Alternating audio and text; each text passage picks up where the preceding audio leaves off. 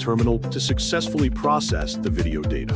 Because we are only copying the standard codec and not actively re-encoding the video, this merging process should be fast.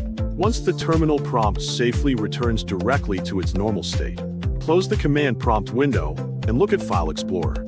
If you clearly see a brand new file named merged_output.mp4, simply double-click to play it, and you have successfully merged your videos today.